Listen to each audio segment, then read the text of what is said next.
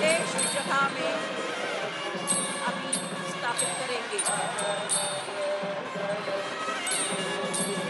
1947 August மாதம்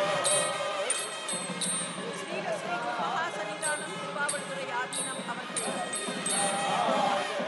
நாட்டின் முதல் பிரதம மந்திரியாக இருந்த பண்டித நேரு அவர்களிடத்திலே வழங்கிய செங்கோலை தற்போது மாண்புமிகு பாரத பிரதமர் அவர்கள் கையில் ஏந்திக் கொண்டு ஆதீன கர்த்தர்கள் புடைசூழ நாடாளுமன்றத்தின் புதிய கட்டடத்திற்கு ஊர்வலமாக வந்து இப்போது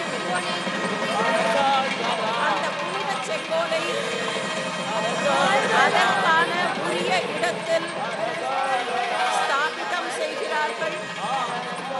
माननीय प्रधानमंत्री ने सेंगोल को उसका विशेष जगह में स्थापित कर रहे हैं। அரசாழ்வர் ஆணை நமதே என்கிற கோளறு பதிகத்தின் வரிகள் இப்போது பாடப்பெற்றுக் கொண்டிருக்கின்றன।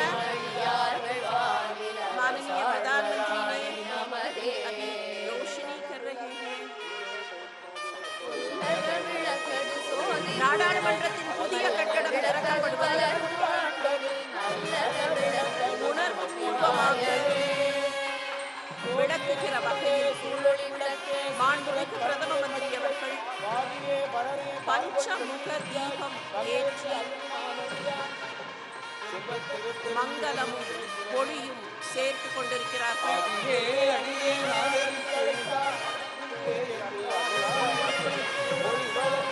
மாண்புமிகு நாடாளுமன்ற சபாநாயகர் அவர்கள் ஒளி சேர்க்கிறார்கள்।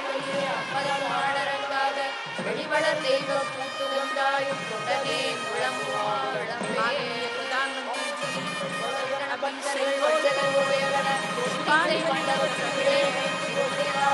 மலர்கள் சடைகளால் அரசாழ்வர் ஆணை நமதே